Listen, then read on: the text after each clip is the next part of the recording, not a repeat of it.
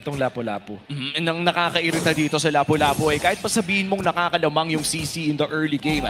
Yes, napopoke out, ay bumabalik din lang naman yung buhay ng Lapu-Lapu. Dahil na rin sa Festival of Blood na hawak niya kanina, nakita natin sa Smart Emblem check sa simula ng ating laro. Pa first skill lang sa minions, pero hindi mo na mamalayan, bumabalik na pala yung buhay up to full. Meron mga combo din itong Falcon na hindi rin masyado napapansin, katulad ng Gatot plus CC. At sa mga restream ko din, may tinatanong bakit gusto ko yung Gatot plus CC. Actually, kasi nagtutulungan sila. Kapag na-curtain call mo, masyadong slowed yung mga target mo, madaling tatamaan ng Avatar of the Guardian. Tsaka yung Unbreakable is underrated din for many.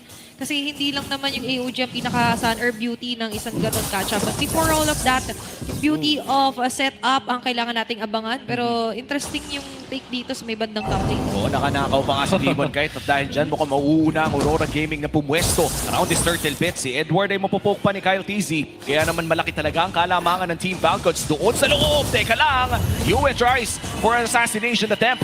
Pero mukhang mababalik na dito ng Falcons. Okay, sisigaw na ba tayo dito ng Yue? Pero sa ngayon, wala pang sisigaw dahil yung unang pugong na may sinisimulan. Kaso nahuli ko sa first. Caught on the crossfire. Edward the first blood. At dyan pagtatabong. Pero dagat-dagat sila Kyle TZ. Kapag sila with the first carry the bits. And SOD ni Super Marco ay aabot.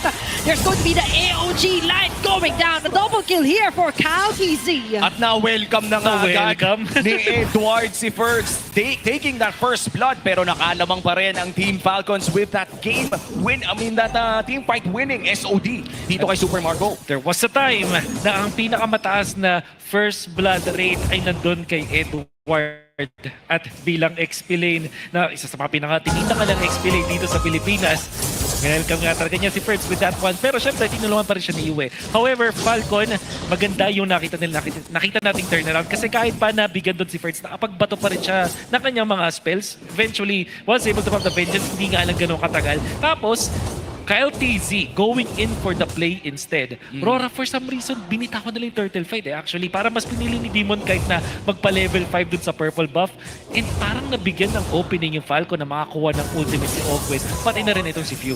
Tsaka mukhang nagkaroon din ng decision na mag-hero na lang para sa side ng Aurora Gaming. Throwing out the Mountain Shocker as well quite early. Yun nga ata ang kumuha ng kalahati ng buhay doon ni Ferds. But looking at the game right now, napaka-even pa rin po ng ating laro. And Demon Kite actually securing that crab as well. Biruin mo ganun ka-importante yung gold crab, binabatohan ng SOD ni Super Marco. That's very, very important. The only reason kung bakit nakalamang main Super Marco is because of that assist. And how about that? Meron ng War Axe ngayon si Ferds bago mag 4 minutes, sub 4 minute na War Axe. Well, to be fair, hindi siya bumili ng sapatos. Kanina pa nakapaa si Ferds dito. Kasi nga sanay siya sa wild. Para mas ramdam yung mga paket. Kanina, na nakita naman natin, suddenly kasi sa kanya lahat binus yung firepower. And it's good, still a good thing for Falcons kasi without those firepowers, ultimates, libre na lang sila makabawi. At mukhang pepwesto na nga dito ang Team Falcons around that turtle. Magandang pag-reclaim ng pwesto para dito kay Light. Pero si Ogwen, mukhang malalaman nila na nandoon ang high loss, half HP para sa turtle. Okay, nandito naman na pagbagsak ng Glorious Pathway. Pero sumasayo pa rin si Kazzy habang nakasecure pa rin naman ang pag-go first. Going down yet again. Another arrow hitting on the Kazzy. At napakita follow here para kay Edward. Si Ogwen naman ang kanilang pababagsakin. 4 ng metro, sapat! Double kill para kay Light. Sa bandang baba naman, lilingon tayo. Dominic Kite onto Super Marco. Still, ceasefire muna. 4 yung natanggal kanina. Turtle para sa 4 na kill. Safe to say, lamang ang Aurora doon. Makakuha pa sila ng 30 in the mid and as well as the purple buff. Ito yung nakakatakot sa Aurora. Kapag nakakuha sila ng second turtle teamfight, talagang tudurugin nila yung jungle ninyo. Talagang makakuha sila ng Torre and papaluboyin yung kanilang advantage now at almost 2,000 gold. And Yue opting to go for this glowing one. Epic pa kasi Linang gusto nga kapit. Hindi yung inuuna yung enchanted talisman. Glowing one agad. Sorry, pero sa ngayon, malaking factor kasi yon. Ayan yung pro tip din sa inyo ni Wolf. But aside from that, malaking factor kasi for Team Falcons is that di ko pa nakikita magandang semi-umbrella. Yun yung overturn na combo. Pero grabe yung chase down dito kay Cowdeezy. Nilataga pa ka ng red carpet. Makakataas pa ng AOG. Para dito kayo ang kwenta of blood. There's going to be a taunt. And you with the umbrella taking down Demon Kite. Edward gaganti naman. It's going to be a killing spree. First trying to run away. Nandiyan yung Abyssal Trap. Sinalubo! Pinakain! ng mga espada ni Edward. Ang daming nangyari doon pero 1-for-1 lang ang ating palitan. Nag-superstar trigger at lahat ng tao doon. Ang ganda naman nung pinakita doon ni Kyle TZ. Unfortunately, para kay Edward, parang hindi niya napop yung kanyang flicker mula doon sa Bravest Fighter. Para sana comboin doon si Kyle TZ at tinry nilang i-chase. Para Ogwen finds a good opening. And nakita natin yung damage output ni Few. Parang kakaiba yung synergy ng ulti ng Kagura, yung combo ng Kagura sa AOG. Kasi parang pinapalayo din kayo with that ultimate. But I guess when it comes to damage, nandun naman yun. Kumbaga, libreng linyang overturn combo kapag nakatama si Ogwen na ulti niya. And for Team Falcons, kamunti ka na ang buhay doon ni Kyle TC pero nauna pa rin sa pwesto ang Aurora Gaming at napakabilis na kanilang pagkuha ng pagong. Kaya naman ang magiging trade doon ay mukhang Torre para sa Turtle at lamang pa rin naman ang Aurora ng 2,000 as we head on towards the mid-game. Ito na ba yung oras para sa Aurora na lumaban na? Total, ito yung pinag-usapan natin kanina. 100%. Second item ngayon ni Domeng. Kahit meron na siyang Queen's Wings, so kaya niya mag-frontlines. And kahit ma-initiatean siya dito ng AOG, mabubuhay pa rin siya at makakabawi pa rin when it comes to lifesteal. At tapos, Demon kahit papalapit na rin sa kanyang second item after this Hunter Strike, tapos yung second item which probably is going to be baka mag-war up siya dito. It seems so. Pwede. And dun kay Edward din, makakuha rin siya ng second item. That is gonna be spelling trouble para sa Falcon. Baka kapusin sila ng DPS. In fact, masasabi natin, from 8 minutes up until 15 minutes, kapangyarihan ng Aurora yan. Yeah, kung sa spell lang, spell vamp din, a beautiful, magandang play lang for Doming Kite. It's everything, hindi siya halos mamamatay. Kung kanina din i-discuss natin yung strengths ng Lapu, what more kapag nag-double down dito si Doming Kite. And now for Falcon, sabihin man natin merong option si Marco na hindi kumlash, pero wala siyang option na masyado makapag-spread out dahil covered ng Aurora yung mapa. Tsaka anytime na umaabante si Super Marco, nawawala talaga sa mapa si Yue. At bilang gold laner, no, nakakailang makita na wala yung mage sa mapa. And Team Falcons right now, they are looking for a way na tumagal ang larong ito. Pakiramdam ko yun ng kanilang win condition. Na bigyan ng oras dito si Super Marco, pero hawak na nga ng Aurora Gaming ang tempo, even burning that retribution para mawala ng resources ng Team Falcons. Endless battle ang inuna dito ni Demon Kite. Opting to go for a prolonged team fight. Alam natin yung, syempre, natural na item naman siya ng isang Gisun Chin. But at the same time, second item mo yun, makukuha. Parang papatagalin pa nila yung laban para kung sakaling merong konting talon yung Falcon, meron kang additional na sustain afterwards. Ngayon, si Yue, kumuha na siya ng talisman. At this point, talagang power spec na kasi dito naman natin masabing anlipana na. But with that glowing one na priority, parang napigilan niya yung paglakas dito ni Ogwen, pati na rin ni Ferds. Yeah, and they also want the vision war or yung intel kanina nga sa ating keys to victory. Pero ngayon, kakapitin tayo for this may bandang taas. Yeah, the flicker already exhausted here for Edward. Calhisi attempting to still. Kaso si Ogwen, maganda naman yung pagpasok ko na AOG. Natama dito yung combination count, guys. Few members of Aurora being scattered around the map, pero isa lang ang nagiging plano. First, even with the vengeance, wouldn't survive. And looking at that entire play, Wolf, nagbago ba ang team fight na yun kung sakaling kumabit yung SOD? That will be totally different. Sobrang layo ng magiging impact dito ni Super Marco. Lalo na dahil naka-golden staff naman na siya. Hindi pa siya naka-Trinity pero magkakaroon siya ng enough DPS at magiging target din siya ng Aurora. Meaning, makakuha din ng launchpad etong si Joy coming out from Falcon. So, kumbaga dalawa yung mga potential damage dealers nila. However, this is as expected. Ito talaga yung power spike ng Aurora. It's gonna be difficult for Falcon to fight in that Lord. Oo, at ito na nga yung Lord na nagmamarcha sa baba. Napakasakit na rin ni Edward. Taking down half HP para dito kay Super Marco at may push pa nga nagaganap sa may bandang itaas. And that's gonna be 1/3 down para sa kupunan ng Aurora Gaming. At makakaisa pa sa gitna at mukhang may isa pa doon sa baba. What a stage coming in sa Aurora Gaming. Sobrang hirap ng buhay ngayon ng Team Falcons. As numerous arrows, plus meron pang threat laging Edward sa harap, di sila makakilos. Buti na lang, no, meron pang holy shields para sa lahat ng mga Tore ngayon. Puputok naman ng bagya pero makakaampa pa rin yung Lord. Hindi tatama yung Abyssal Arrow. Pero Doming Kite may flicker na available. Hindi niya gagamitin for now. Walang inhibitor turret na babagsak and Team Falcons makakadepensa sa ngayon pero hindi pa tapos ang pag-push ng Aurora. Okay, this will be somewhat of a waiting game. Kung may tatamaan, pwede talagang bigyan. As you mentioned na yan, narin yung multi-shocker. First will be able to run away pero wala na siyang vengeance agad. The situation. Pero another arrow hitting on to Super Marco. A very nice defense for Owen. Nakaabang siya kung sakaling may tatalon. Talagang pinipigilan agad. Wag si Super Marco pati Falcon. unfortunately talagang ito yung problema para sa kanila kasi napakadaming frontliners for Aurora. At this point, sila yung napakakunat na nakakuha siya ng Radiant Armor on going for the Kira's next item. At syempre, naturally, tanky ang isang Hylos. And then you also have etong si Edward, pwedeng pangharap with the sustain. And Doming na may Queen's Wings. As a Ruby na gold laner, madaming items na nakuha to. Panigurado, kayang mabuhay sa isang combo ng Falcon. At saktong-sakto, no, makikita natin yan sa in-game equipment hatid ng Infinix. Looking at the items of the Ruby, mukhang patungo na rin siya sa isang Oracle. And looking at the items of Edward as well, talagang dalawang frontliners na hindi lamang napakakunat kundi napakasakit din ang kailangan daanan ng Team Falcons. And now that we are in this discussion, Wolf, ano ba ang win condition kung Falcons ka? It will sound funny pero maghintay ng 18-minute mark talaga. Sa ngayon, kailangan nilang tumagal up until the 18-minute mark kung saan hindi na masyadong malaki yung, impact ng gold gaps between the two teams. Yeah, yun yung inaantay talaga natin na time is of the essence. Pero as long as you can hold on some of condition para sa Team Falcons. Kasi nga, at the end of the day, kapag ka nakapag-farm naman si Super Marco at nakahabol, kahit papano pwede makabawi ang Team Falcons. Tumatama yung magagandang AOG for Ogwen, but what's missing is their damage pabalik. May gap pa talaga. Oo, hinihintay natin yung mga prolonged team fights kung saan makakalamang dapat sila Ferds at pati na rin sila Super Marco. But speaking of prolonged team fights, yung sustain din kasi ng Aurora Gaming, yung nagiging hadlang talaga para tumagal yung mga team fights na yun at lamang pa nga dapat tumagal ang Aurora. Pero mukhang magko-contest ng Lord dito, Team Falcons. Okay, isa agad mahahatak si Ferds sa mapupuruan. In an instant, ay aabutan pa rin naman ng araw si Beetle Trap here. Magagalikiwan naman double kill. Calvisi from the back. Hatak at di magka pero hindi niya kakayanin. Wanna protect, wanna save it, wanna kill here for Aurora. Akala ko may babagsak na para sa side ng Aurora pero ibang klaseng revitalize. Pero kailangan na mag-back ni Ogwen at ni Marco. Dedepensa dito sa may bandang mid lane. 5v2 ang usapan. Mukhang gusto nang tapusin to ng Aurora Gaming. They might... Opo, pero they might as well just go and finish this round agad. Sapat nga ba ang kanilang magiging hits to actually finish off this round? Kababaan pa yung mga dead timers. Haabot sila First View and Caltisi to defend for their base.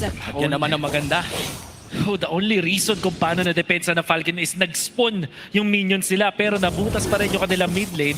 And at this point, yung wave clear ng Falcon hindi ganun ka-solid. They do have the Kagura pero mas magandang i-target yung mga spells niyan sa mga heroes. That's also same with the Joy. So this is gonna be a tricky defense para sa Falcon. Okay, ilatag agad ang Nurse pathway here for Light. Just showing the way.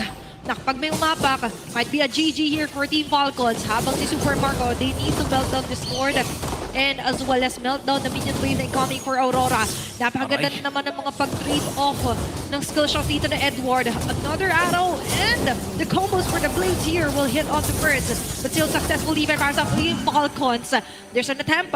Pero meron na naman tayong round 2. Hihinga pa ng malalim ang Team Falcons. Kakayanin pa nilang dumepensa.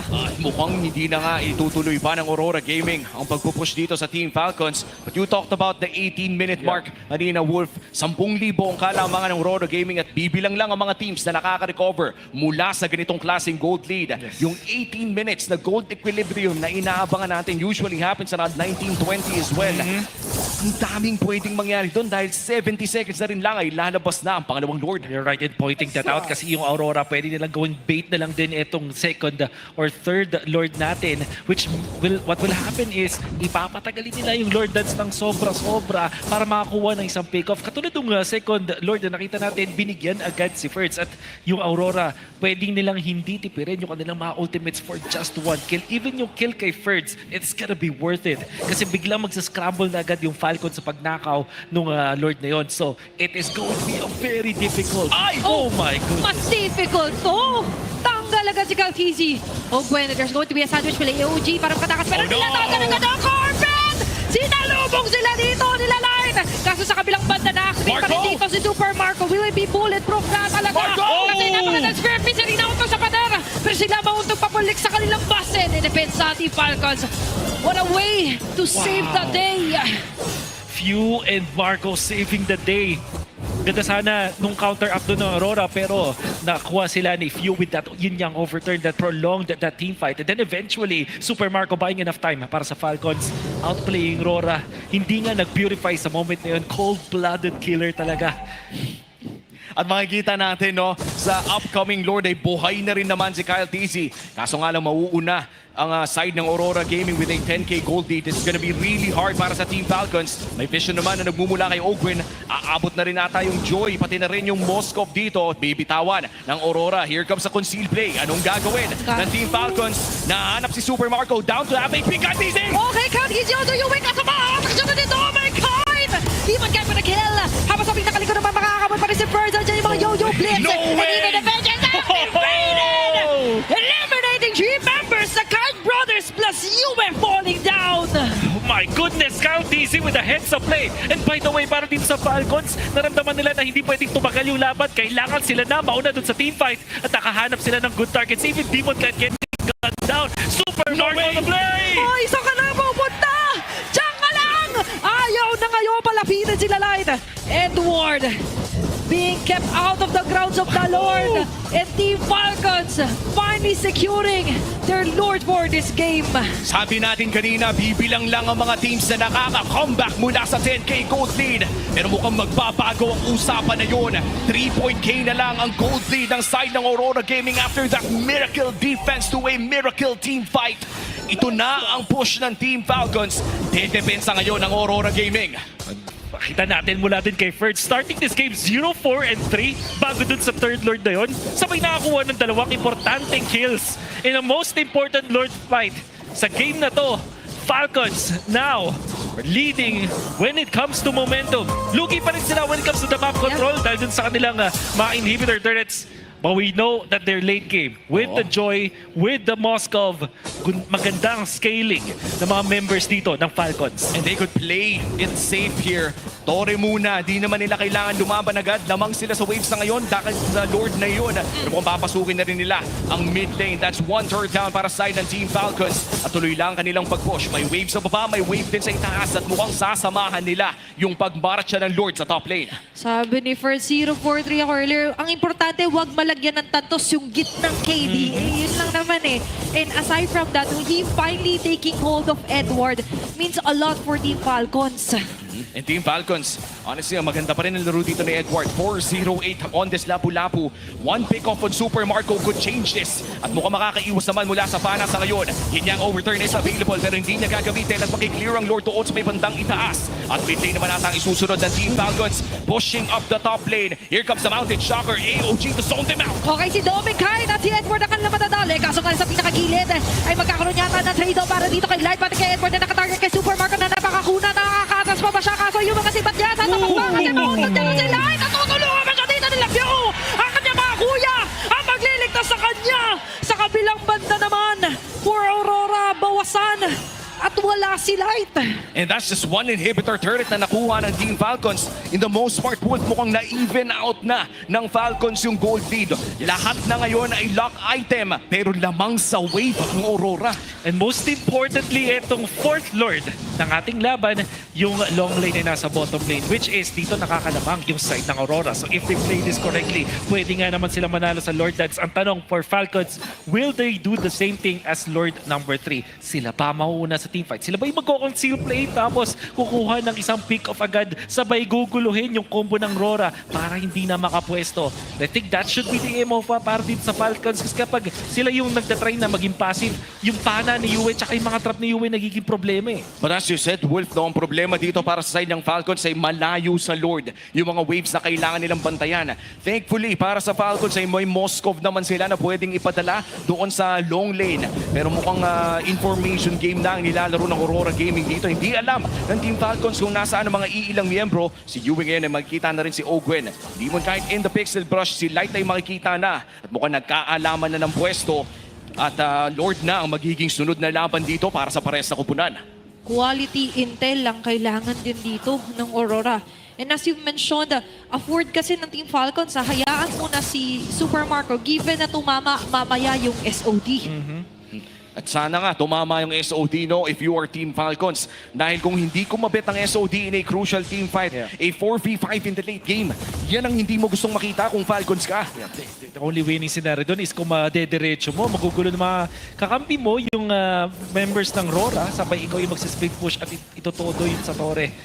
But that is something na Aurora is very familiar with. So, hindi siya ganun ka-reliable as a strategy. At tignan mo naman yung ginagawa ngayon ng Team Falcons, no? Si Ferds ang umahawak ng Lord dahil meron din namang innate sustain ang isang CC. And for Aurora Gaming, kailangan nila magpadala ng isang miyembro doon sa may bandang ibaba mamaya lamang. Pero hindi pa nila alam na nilakad na ni Super Marco yung Lord na ito. At si Edward ay hindi pa nagpapakita sa may bandang ibaba. Information is the name of the game. Super Marco may bana pero maiiwasan niya. Okay, may nakaabang din na Domingkite. So maganda yung paglipat ni Super Marco kasi he was the most viable target here para kay Domingkite. Makita ni Caltizi, that's a very good vision here for Team Falcons. Vision War, kailangan ipanalo dito ng Falcons. Rora is very, very tricky, very clever sa mga ganong pwestuhan. Mukhang binibait out lang ng Team Falcons as well pero lumalamang na ulit yung wave ng Aurora Gaming. Mamaya lamang ay makikita natin na kailangan na rin magpadala ng Team Falcons ng isang miyembro doon sa may baba. At mukhang yan na nga ang kanilang magiging call. Nagpakita na yung Moscow sa bottom lane and that changes the call for Aurora Gaming. Bibitawan nila yung Lord. Mukhang nag-aantay sila ng potential na dadaan dito sa may LBM. Yan natin dito para sa Aurora. They're starting to respect itong split push na ginagawa ng Falcons. At the same time, madali kasi i-manage para sa kanila yan. Kailangan din natin consider na yung damage dealer ng Aurora talaga dito is going to be Demon Kite. Mamaya, etong si Toming para more on sustain and more on initiation na lang. And that's also true with Edward. Wala na rin siyang one-hit potential, especially pag nagsimula na magkaroon ng Winter Crown, na magkaroon ng Immortality itong mga members ng Falcons. Yung bentahe kasi ng isang lapu-lapu, isang mabilis ang pagbigay. And most importantly, ang hirap talagang hawakan ni Super Marco. Yeah. Hindi nila alam kung nasaan ang gold laner. And if this is it, paikot-ikot lang ang mangyayari sa larong ito hanggat either may matamaan ng napaka-crucial na bana o may mamali na pwesto. Overall, pwede nang mag-rinse and repeat ang parehas na kupunan dito for this Lord. Bawal kang mapuwing nito. Bawal kang biglang pulikatin. Pero para sa Aurora kasi, napakahirap din, as you mentioned nga na i-ayaw si Super Marco. Plus, lagi din kasing may threat na merong nakaabang na KLTZ na by the way, great job onto catching up Yue, yung head-on collision niya. And as I've mentioned, gano'n na gano'n yung pwedeng ang gawin nilang option for Team Falcons. And light nakita man niya ang Joy. Hindi niya pwedeng batuhan ng Glorious Pathway yon. At mukhang ang Lord ay hahawakan na naman ng Team Falcons. Medyo pantay pa naman yung wave. May oras ng Team Falcons dito. Pero mukhang hindi na naman tatama ang Abyssal Arrow. Napakagandang pwesto para dito kay Few. Looking for Yue. Looking for that Abyssal Arrow as well. Pero mukhang yung Lord ay all-in na. Teka lang, reset muna tayo ulit. Oh, kapit lang kayo na mahigpit sa inyong mga chairs. Ay, upuan. At 23 minutes and 40 seconds officially, even na tayo. Lakay na lahat. Okay, first, sa pinakalikod ng inyong bench as well. Demon Guy is down in an instant. Live mabibinit sa kanya na Bertalin kahit na naglamay siya na cover para sila pa. Ang winelcome dito ng Team Falcons, Edward and Few nagpakalitan. Pero meron pa na mga immortality doon and a shutdown double kill here for Caltizi. A wipeout laban sa Aurora. At mukhang mas malakas niya ang comeback sa setback dahil tatapusin na ng Falcons to. And Team Falcons, Soaring Guy, taking the first game win laban sa Aurora. Falcons gamble dun sa late game composition. Joy, Moscow, CC, napakahirap ipulap yan. Sabay, yung kanilang mid lane is Kagura na ganoon din, item dependent din. Nag-struggle sila for 16 minutes up until that point na nakahanap sila ng conceal play for that comeback. Thought about resilience. 10K gold lead. Mare, 10,000 ang nakalamangan ng Aurora Gaming. And with that rookie debut game for Ferds, what a showing. Granted, no, naging maganda din ang laro ni Edward doon. His only death was that death in the last team fight.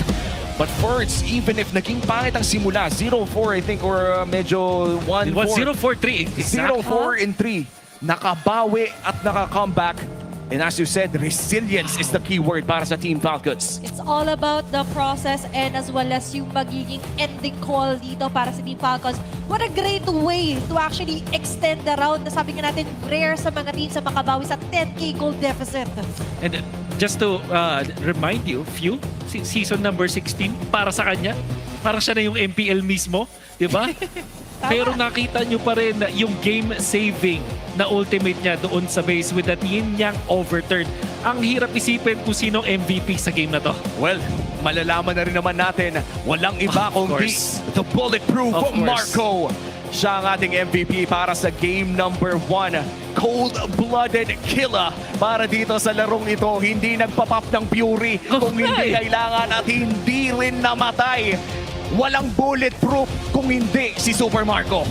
Ang nakakatakot din dito sa player na to, parang kung ikaw ay fan ng Bren East, ng Falcons, na matagal na nag-observe dito, alam mo yung kakabahan kasi tatamaan na siya ng pana, tapos tsaka lang siya magdadash. Usually kapag napata na yung pana, magdadash out ka na, pero hindi, siya talagang minamaximize niya. But let's not deny the fact that Aurora played a perfect early game. Nakita natin kung paano nila ni-utilize etong Selena as well as the Hylos. And most importantly, the very scary Yisenshin first pick that we were hyping up. At mukhang handa nga naman talaga yung Falcon for this one. Even yung mga counter plays na nakita natin dito, Caminat from Aurora, nandun din eh. And like we said, Edward was a problem in the first 16 minutes of the game. Tuloy-tuloy yan. Habang nung nakita nila yung pick-off doon kay Kyle TZ that will come out after this play, I would think. Okay, so mapapatay dito si Kyle TZ, not able to steal that Lord. Mapipitas din siya doon sa may top lane, pero ito na nga yung turnaround. Ginaw agad nila. And you'll see Ferds finally showing us how it's done. Nakita mo yung pag-zone out at yung curtain call niya kay Demon Kite to effectively stop this season Shin na tuloy-tuloy na makataka sa nila at makakuha na nga nung kill. Dire-diretso ang Falcons na nakahanap ng mga windows nila. Oo, and grabe yung ginawa dito ni Super Marco, no? Yung talagang pag-free hit din. And Light almost had it for Super Marco, no? Na-slow na niya, na-stun na niya, pero masyado nang malalim, kapatid. Kumbaga, kapag nandun ka na sa katulutuluan ng Glorious Pathway at hindi mo pa nakitang naglalakad yung mga kakampi mo papunta sa'yo, that's pretty much the end of the story for this Hylos pickup. Yep. Yeah. And for the Falcons, we mentioned na greedy late game setup yung meron sila. But if it's the Falcons that we're mentioning, parang it's up to them na nakita natin very reliable din yung laging save ni Kapitan Pew. For me, yun talaga yung nakapag-enable talaga na maging bulletproof dito si Super Marco. And with that bulletproof game mula kay Super Marco, a 24-minute game, one of the longest so far for Season 16. Kung na-note po kayo kanina sa ating pinakaunang match, napakaikli ng ating mga laro. It was 11-10, 11-13-10. Yun ang itsura ng game time natin na dito. Game 1 pa lang, parang 2 games na ng pinakauna nating serye. Kung ikaw ay isang rookie na papasok sa biggest league of MLBB in the Philippines, may isip mo, sana yung first game ko, okay, very dominant. Ikaw yung sobrang lupit talaga rin yung pinakita.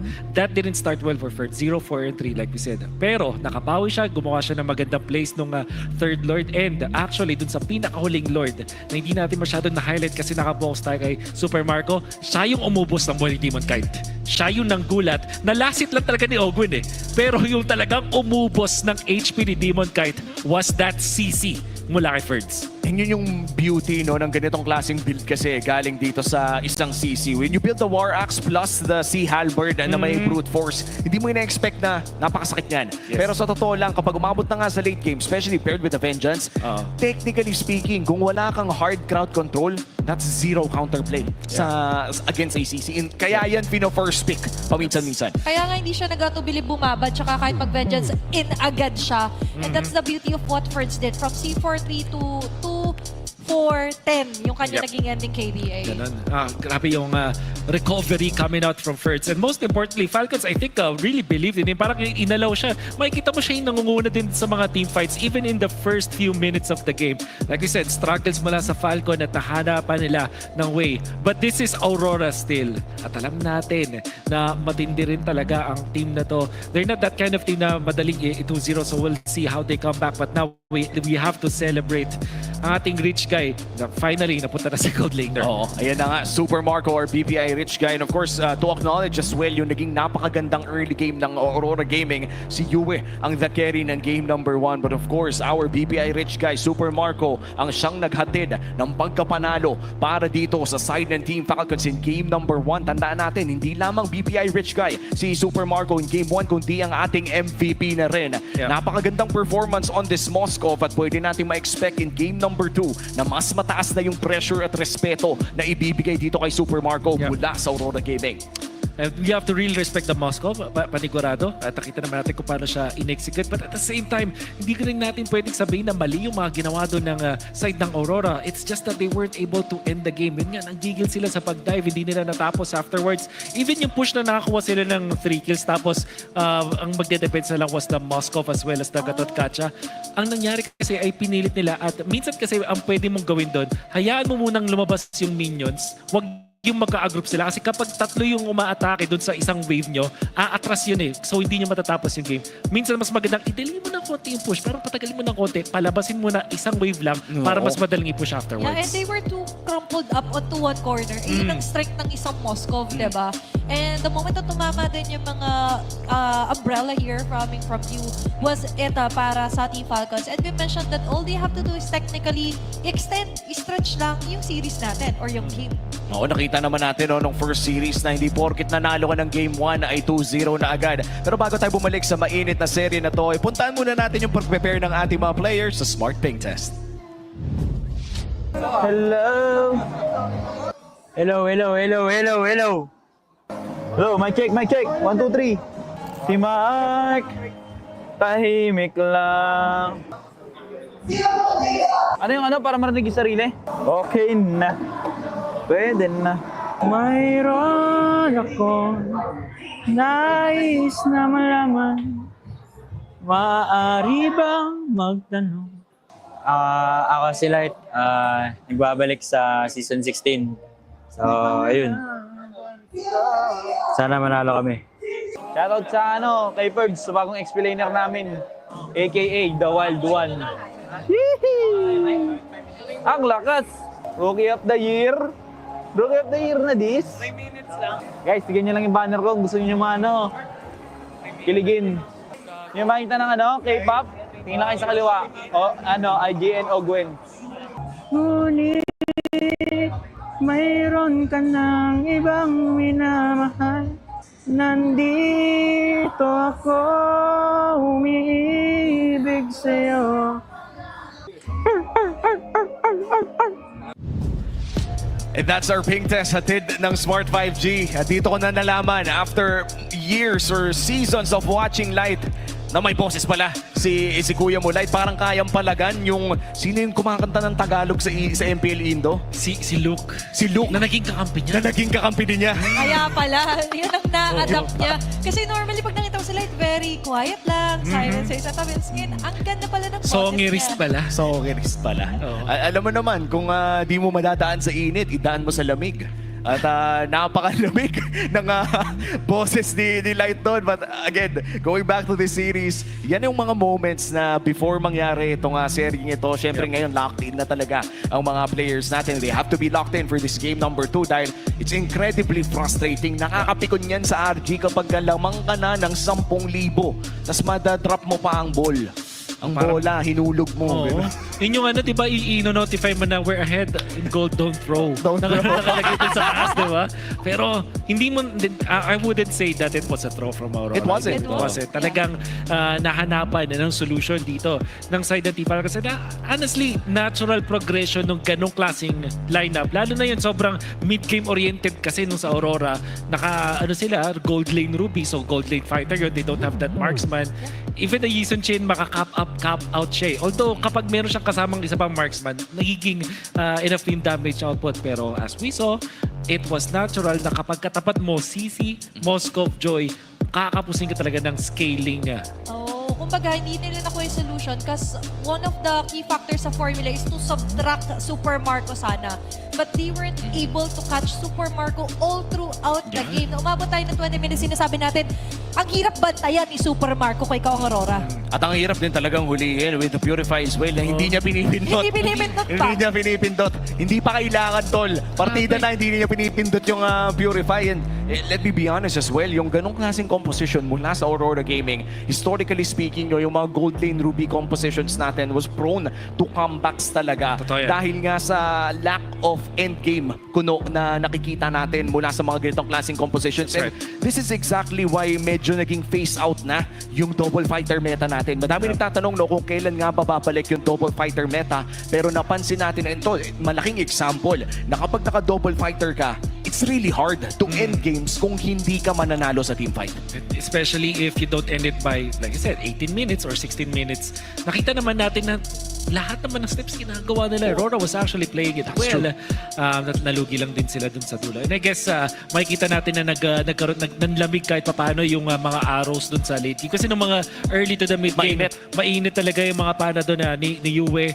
Yung mga initiations na coming out from Light and Yue kapag na-combo nila together, nandun eh. But in the end, yun nga, naubusan sila. And actually, yung nature kasi doon naman ng isang Lapu-Lapu plus the Shin, gusto sana nila mag-eliminate ng dire-diretso ng mga heroes na mabilis din talaga. When it comes to those sustained team fights, eventually, kakapusin ka ng firepower. Let's say, nag-winter crown na nga or immortality yung kalaban mo, doon ka na mauubusan. Maganda sana kung nakakahuli sila paulit-ulit with Domeng Kite. Kaso, hindi ganun kadaling hulihin ng mga members ng Falcons. You mentioned yung combo nga ng Lapu Shin, but without the Lapu, dahil napipilitan ngang mag-def si Edward, hindi na siya combo technically. So nagkaroon ng deplete or decline yung mga magandang combinations for Aurora. And you mentioned even the Selena kapag super late game na, hindi na siya katulad ng early game na kayang solo kill. Yeah, and most importantly, yung wave clear niya talagang kakapusin. Oo. Doon ka makakita na sana meron ako Farsa. Bigyan mo lang ng kahit konting wave clear man lang mula sa malayo para hindi ko na kailanganing padala pa yung Lapu-Lapu ko doon sa may long lane. At yun naman kasi talaga ang weakness ng isang Selena, no? Yung abyssal arrow mo paired with the abysmal wave clear na meron ka pagpasok ng late game. Yes. Yun yung, kumbaga, 50-50 ng isang Selena. Dahil kung aabot naman tayo ng early to the mid lamang, panalo na dapat ang Aurora doon. But Team Falcons played that late game spectacularly. Pero kailangan na natin itago muna sa baul kung ano man ang mga nangyari sa game number 1. Dahil this time around, it's gonna be Team Falcons na manggagaling sa blue side. Aurora Gaming naman on the red side. Mukhang dahil red side ka, ikaw ka muna magtanggal ng 1-1. Pati na rin ng possibly YSS Lancelot. And we'll see if Falcons ay interesado bang kumuha ng Yisun Shin themselves o ibibigay ba ulit ito. Para sa Aurora, nararamdaman ko na i-open nila yung Yisun Shin and knowing na babalik din yun sa kanila. So that might be the case. Baka ang iba nila dito is Kalia. Yeah.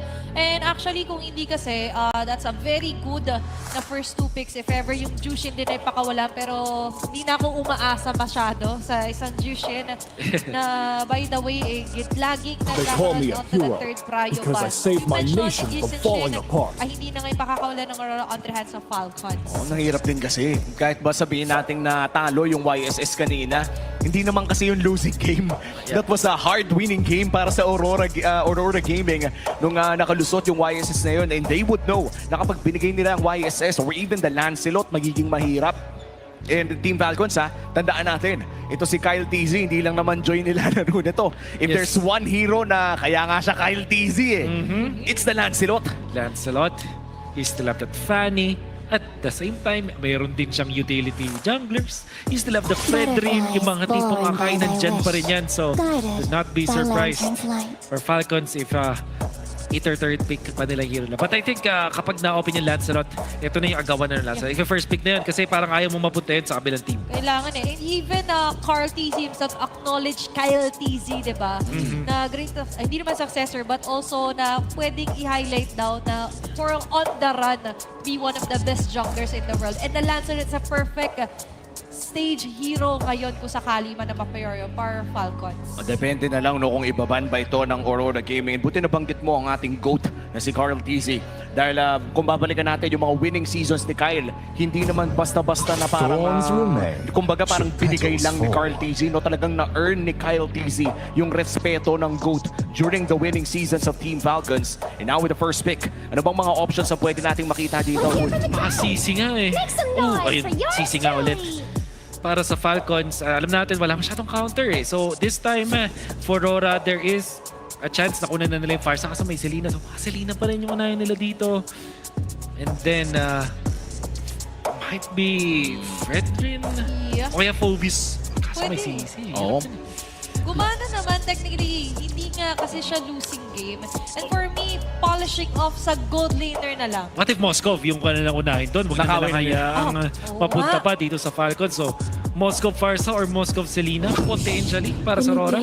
Oh, they're gonna go for the Selena pa rin para dito sa game number 2. Pero Kalea na kanilang ibibigay kay Light. I like this. Oh, for two reasons. Number one, yung Hylos kasi very passive yan eh. Kumbaga aggressive siya na kita mong para-parating. Yeah. Pero ito, yung second point, minsan hindi mo nakikita parating yung Kalea. At dyan magaling si Light.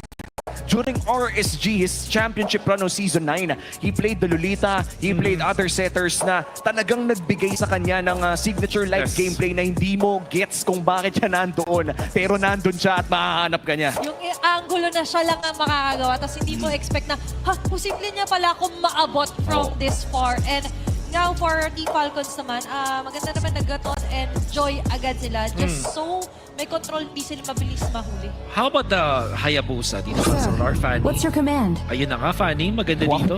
Tapos ibaba nila yung Moscow or pick nila yung Moscow. Maganda naman yung pag-a-apwesto nila dito ng Fanny pick kasi dalawang options sila. Magbabad sila ng Moscow dun sa 4th and 5th ba nila o kaya i-4th pick nila.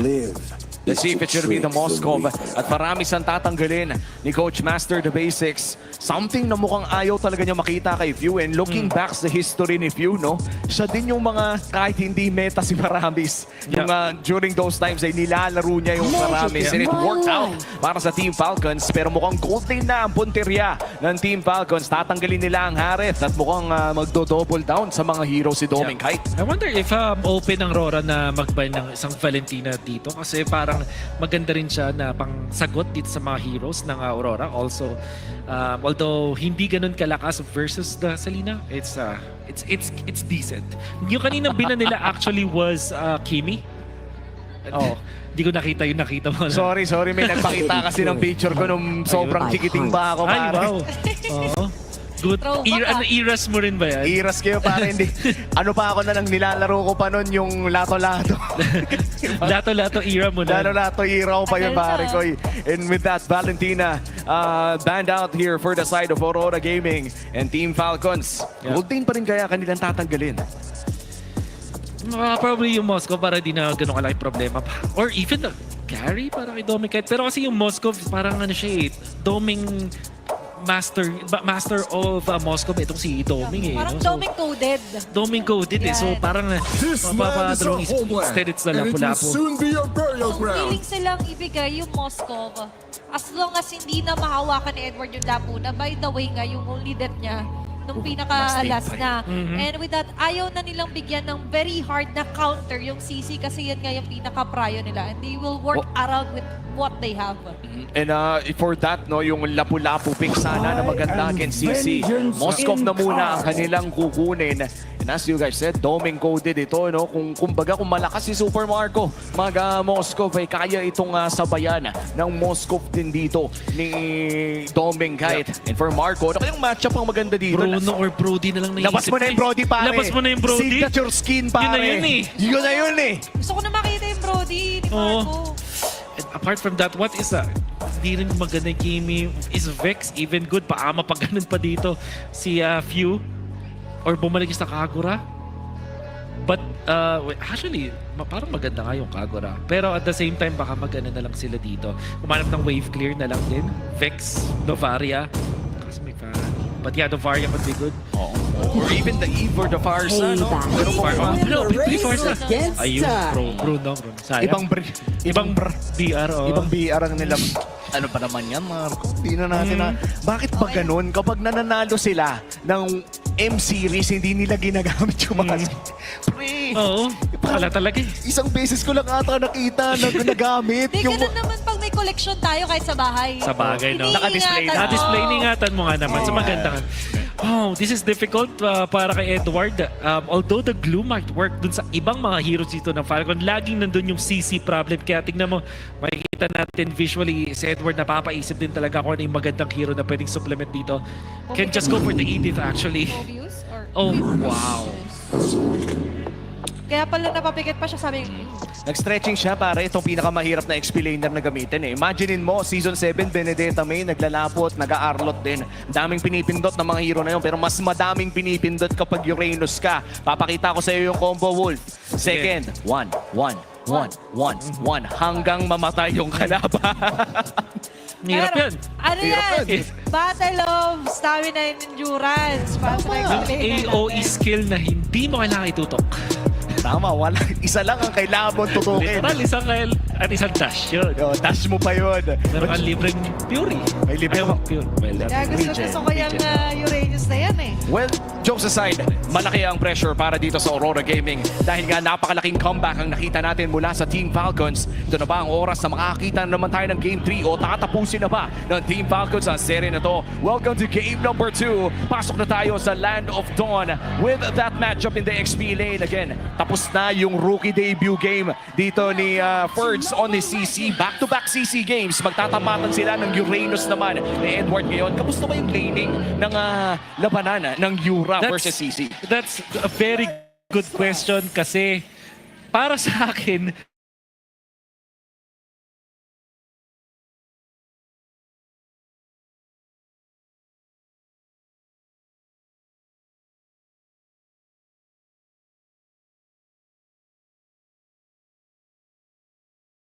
knowing na hindi niya kailangan mag-tank up. And ito yung sasabi kong dahilan kung bakit nafe-feel ko nalalamang yung Yura. Kaso nga lang, dinalawan ni Few. No, yun naman kasi talaga ang sagot sa tanong eh, no? Kung alam mong lamang sa lane, bakit hindi mo daanan agad pero may nag-aabang, nagagamba sa likod? Ay, dinaanan. Nandito na rin mga cables. Even without Demon Card, Yue with the first blood. Solo kill on to Few. High IQ play Ay, mula isa pa. dito kay Yui at mukhang iisa pa nga. Oop. Nag-iinit na naman Meron ang tarima. Ayaw talaga pakawalan. Welcome na naman. Demon Card with a kill naman. An early 2 kills for Aurora. Oh, early game is real para dito sa Aurora Gaming. Ngayon na nabisita na si Edward sa lane. Ito na yung long haul para sa Team Falcons na naman. Paano mo papatayin yung Yura mamaya? Yun na. With this one, eventually makakuha na. I wonder kung ano yung gusto niyang first item, pero it just makes sense na kumuha ka agad ng top roots dito. So, pag kuha ka dito ng itemization with Uranus, lagi mong isipin, sino ba yung ta-target sa akin? And it's easy to be tempted na mag-Radiant Armor kasi meron kang Farsa tsaka itong Joy. At the same time, kung ikaw talaga yung mismo harap, guguluhin mo si Marco, so baka mag-armor item na itong si Edward. At ang maganda naman sa Tough Boots ay talagang tina-target nito yung mga basic attackers. Kumbaga yung mga basic attack lang. And Bruno is one of the most, kung hindi man, pinaka-basic attacker sa lahat ng mga marksman. So hindi na ako magtataka no kung medyo chapsuyin nito ni Edward na baka mag-tough boots siya tapos konting magic defense tapos punta tayo sa eventual blade armor potentially. Yeah, and technically, yun naman kasi yung pinaka-essence later on ni Edward to actually dive and bumaba sa harap ni Super Marco na kayo na hindi nga nila na-check off sa listahan nila. Kaya doon talaga sila nahirapan for game 1. It will be zoning Uranus. Siyempre, yun naman yung isa sa mga bentahe ng isang Yura talaga. Magbigay ng information sa yung team by being tanky. Talagang haharap.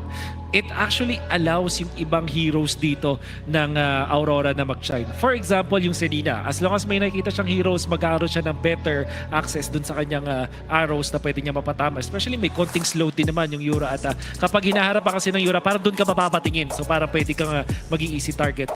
But most importantly, yung Kalea. Kumbaga, hindi kailangan pumunta ng Kalea. Pwede siyang mag-bush muna, magtago-tago muna and initiate. Which is where light actually flourishes, di ba? So pwede natin makita doon para sa strategy dito para sa Aurora. So the more that you think about it, parang mas nagugustuhan natin ang last pick na Uranus na to. Kumbaga, ang pinakamaganda talaga kay Very Light, pag di pa siya naka-switch on, nakatago muna sa dilim yung ilaw. Tama. Just so maging mas unpredictable yung maging start here para para sa Aurora. And to be fair, no, when we go back to the history of Light as a roamer, I think during his championship run with RSG, all the way to that MSC run as well, si Nats ang kanyang XP laner. Yun. Na, by the way, Nats, namimiss ka na namin dito sa MPL Philippines. Ay, Keep the grind. Keep the grind, Nats.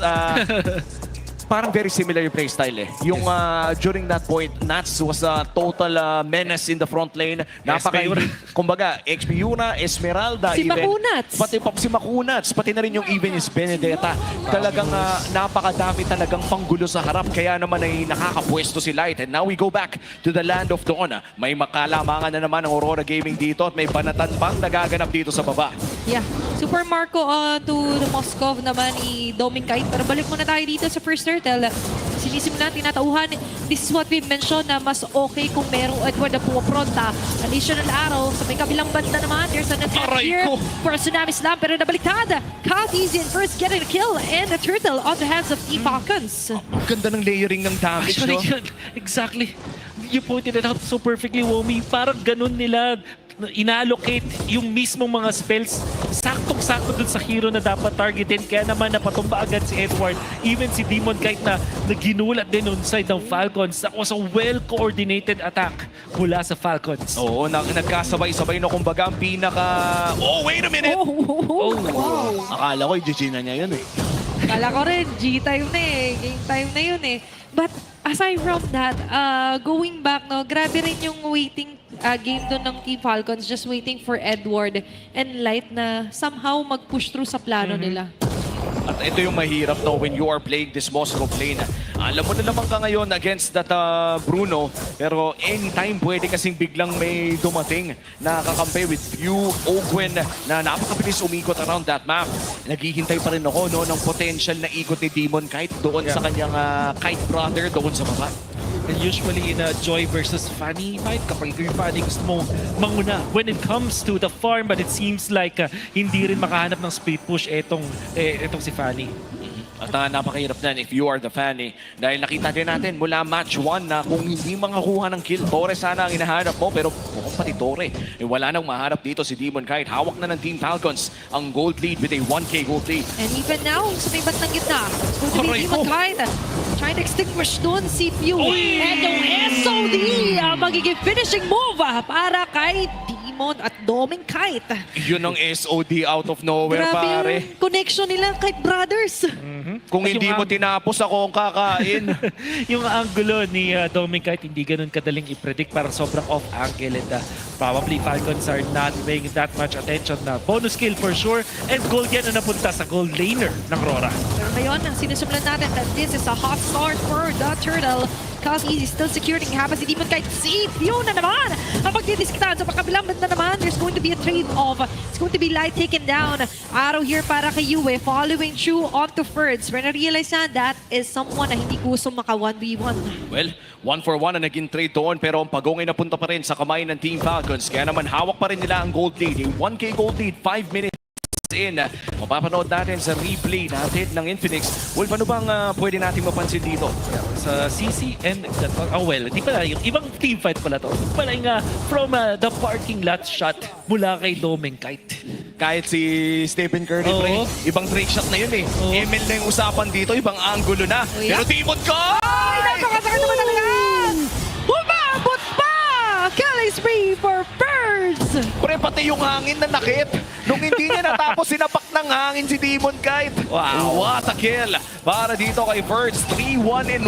Mukhang nag-iinit na yung yo-yo dito ng Wild One. Like we said, your rookie game. Nakausap ko din yung ibang mga nag-handle din naman dito kay Ferds. Oh. The Beagle's finest pala. Etong si Ferds. Masarap daw magluto yung mga taga-Bicol, pare. Pero mukhang iba niluluto dito. 2-4-3, actually 4v3 team fight ito kung matuloy. Pero napapurify nila agad doon si Few. So might as well be another target yun para sa Aurora. Easy on the other hand. Just pushing off the lanes. And Aurora, confused pa rin. Sino ba ang next target? Honestly, napaisip din ako eh. Sino nga ba ang magiging next target dito? If you're Aurora Gaming, medyo mahirap hanapin. Kung parang si Few lang parati ang sagot lang dyan din ang magiging sagot ko dito. Siya. Because they do have that dive. pwede rin siguro. I think this is the time where they can say na siguro magandang unahin na si Ferds. Nagiging problema na rin siya. Kaso, they will leave themselves vulnerable sa curtain call tapos gatot catcha ultimate. Ito nga yung gatot CC combo na underrated sa mga laban. Saka gusto ng CC yun sa kanya lahat yung atensyon. Not knowing na Super Marco, by the way, has been farming flawlessly. Hindi siya na-istorbo. Oh, parehas naman sila ni Doming kahit no, na hindi masyadong actually sila lang yung nag-istorbohan sa isa't isa sa Golden. Kanina pa nagsasakitan pero power spike na. Hindi ako nagkakamali dito parang Super Marco, Windtalker plus Tahaas Close. Yan talaga ang inaantay ng Bruno. Oo, pwede na mag-siege ang dire-diretso at bigyan ng mga members ng Rora. Oh, ano ba yun? SOD. Hindi na tama, pero tatamaan doon si Few. As you mentioned, he's going to be the convenience target here para sa Aurora. Couple ba being overed over para kay dito ka na first papasok sa Demon Kite.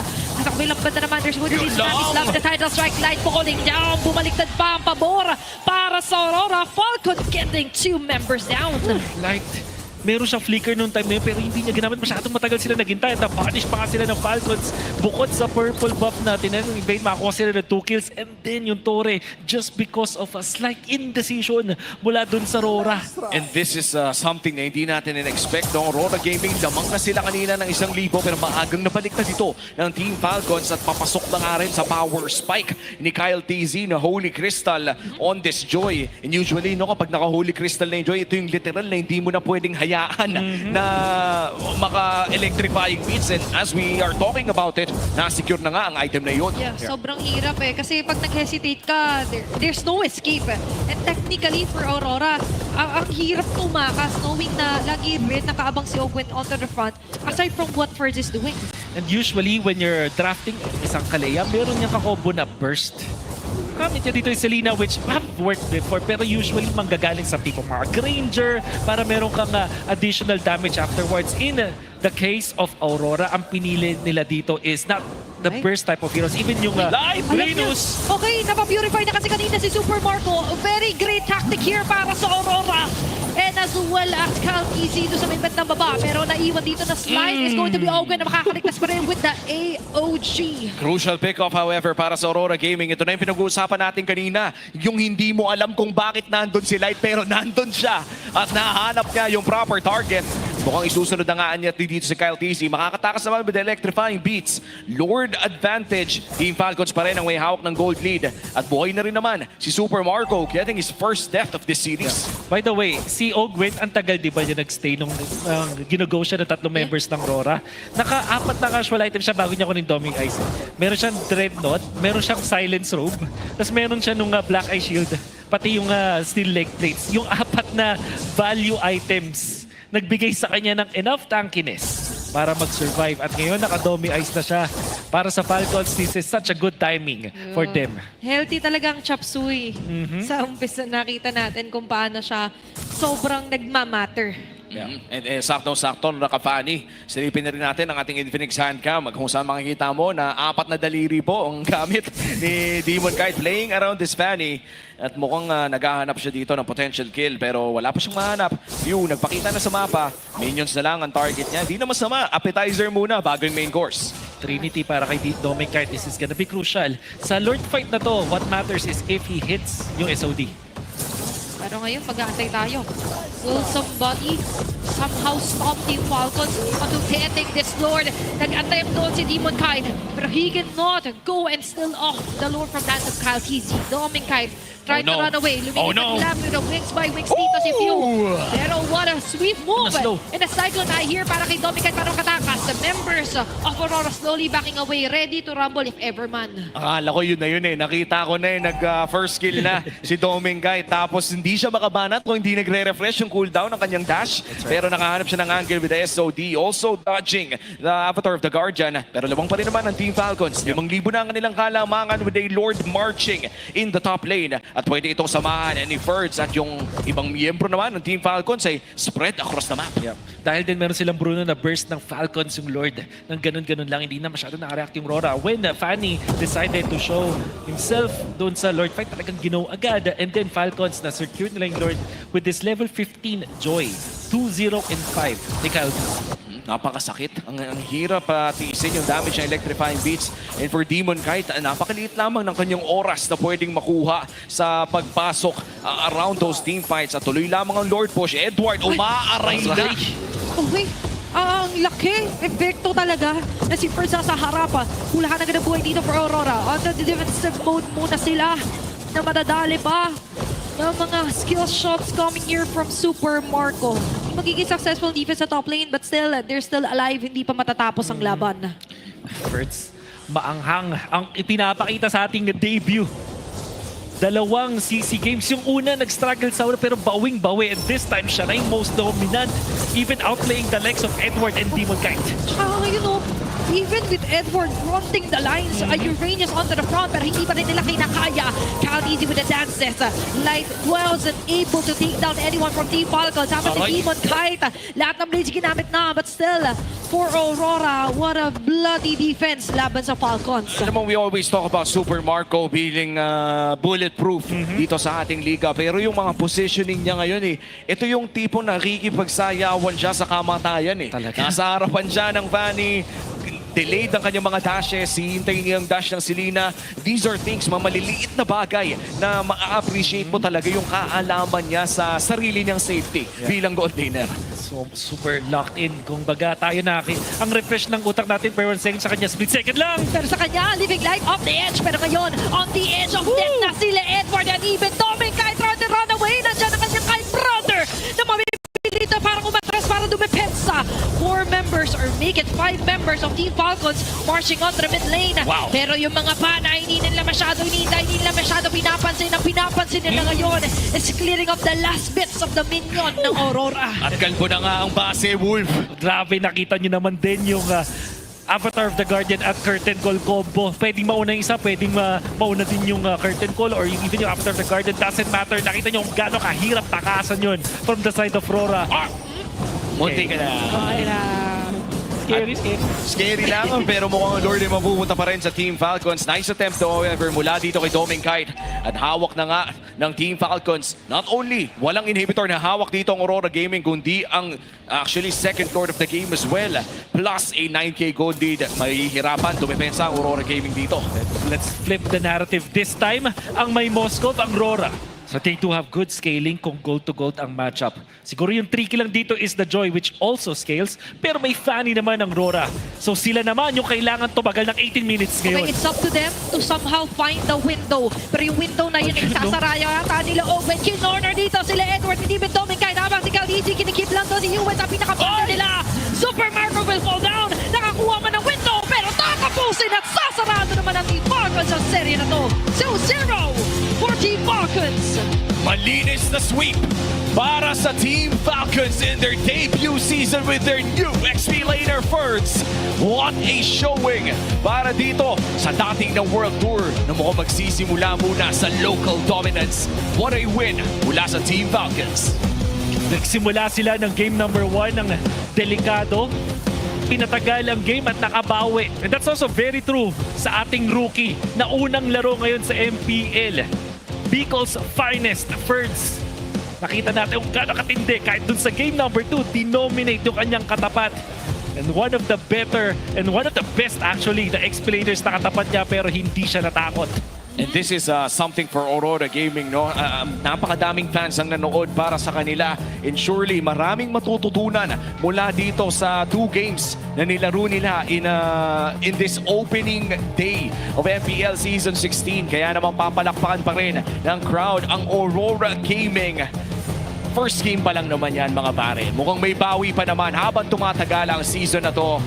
But of course, our winners for this match number 2, walang iba kung Team Falcons. Good jerseys, ganda ng kanilang pinakita, ganda ng kanilang jersey at ganda din ang kanilang pinakita sa laban na ito. Yeah, they kept that spicy, Yeah. especially with the new addition Ferds. Did a great job para sa kanilang 2-0 sweep. Kaya naman para madagdagan pa ang init o lamig dito sa ating arena, pumunta muna tayo sa ating main stage kasama ang ating mga hosts. Maraming salamat sa ating mga casters. You've heard it there. Para sa MPL Arena, here are your winners, Team Falcons! Team Falcons, what a performance! Sweeping Aurora Gaming, Odin. Yes, tama ka dyan, Hans. At meron tayong bagong kasama. Hans, sino ba yan? Hi, Birds! Hello, kamusta? birds! Hello! I know you've been doing so well. I want to know more about it. Odin, it appears you have a question for him, right? Hello, birds! Welcome to MPL Philippines. Alam mo, last time na nakausap kita was in MDL and now you're here. Congratulations for making it here in the MPL stage. Ano nararamdaman mo ngayon? Masaya po. Kinabahan ka ba? Di naman po mawawala yung kaba pero wag lang idama yung laro.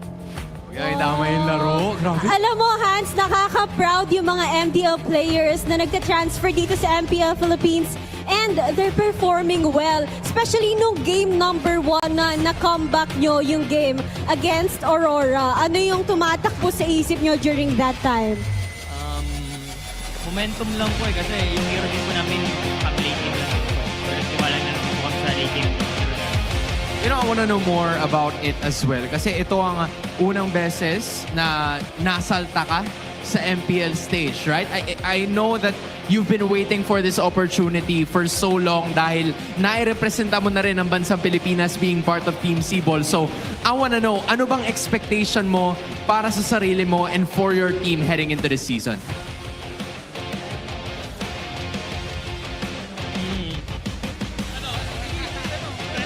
Mapapakita namin yun na yun.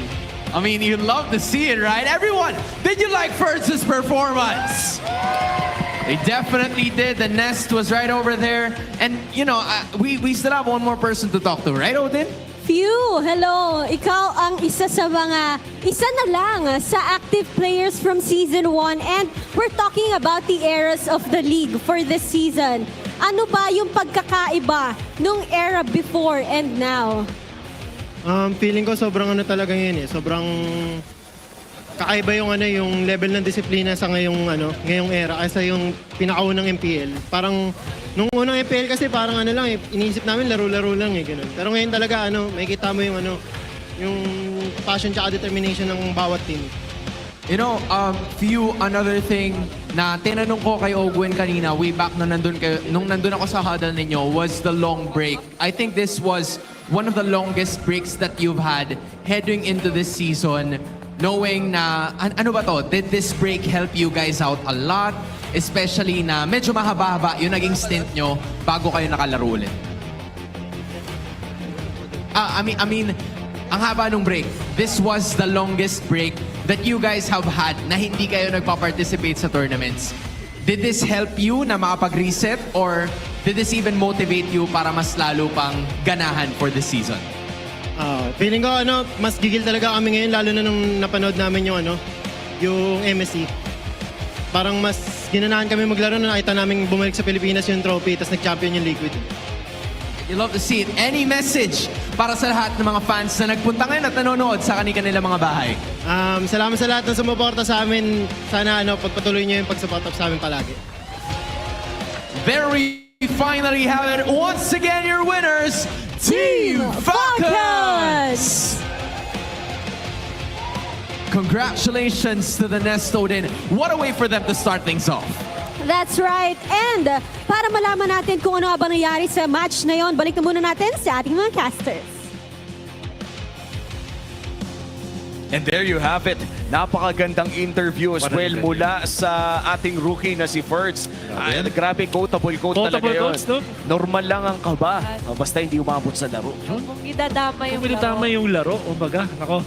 At nakita natin na yung mga players din kasi ng Falcons parang hindi na talaga tinatablan ng kaba. Tapos meron ka parang sobrang extreme na parang sobrang nonchalant niya pati sa gameplay. Ganun siya kalupit. Si Super Marco. Cold-blooded killer. Kumbaga parang may bulletproof at meron ding cold-blooded killer. Umabot na tayo sa punto na ito na yun eh. This is already a Super Marco series. Pero of course, ang game number 2 MVP natin, walang iba kundi si Fertz. In his debut match against one of the best XP laners in the world, siya ang ating Game 2 MVP. Exactly. We call it the wild one. Because of finest. Nandyan si Fertz na paulit-ulit kong sasabihin this series, yung kanyang welcome to the MPL ay 0-4-3 pero binawi niya ng malupit from the bottom to the top. Ganun katindi yung ipinakita dito ni Ferds. And when it comes to etong highlights na makikita natin, we will definitely